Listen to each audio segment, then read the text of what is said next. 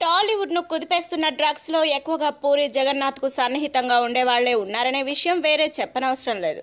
అందుకే ఈ కేసులోని ఆరోపణలు ఎదుర్కొంటున్న వారిని కెల్విన్ తో మీకు ఏంటి సంబంధం అని ప్రశ్నిస్తున్న సిట్ అధికారులు పూరి జగన్నాథ్ తో డ్రగ్స్ విషయంలో మీకున్న సంబంధాలు ఎలాంటివి అని కూడా ప్రశ్నిస్తున్నారు.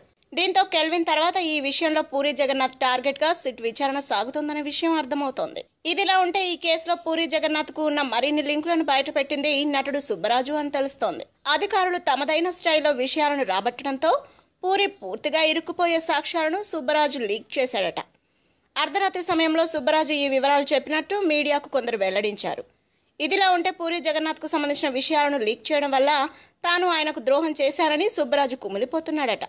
విచారణకు హాజరైన మరునాడు పూరి జగన్నాథ్ కు సుబ్బరాజు ఫోన్ చేసి మాట్లాడారు. అన్నయ్య, నేను నటుడిగా ఈ స్థాయిలో ఉండటానికి కారణం మీరే.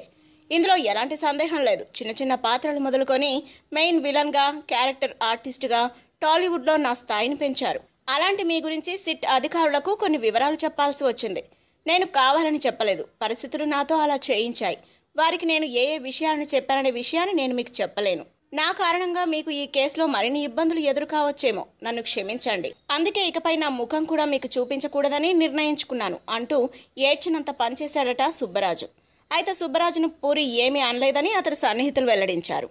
ప్రస్తుతం మన టైం బాగాలేదని, త్వరలోనే అన్ని సర్దుకుంటాయని సుబ్బరాజును ఓదార్చిన పూరి ఈ విషయాలేమీ మనసులో పెట్టుకోవద్దని సూచించినట్టు తెలుస్తోంది. If you like the video, please like us and subscribe Tollywood Nagar.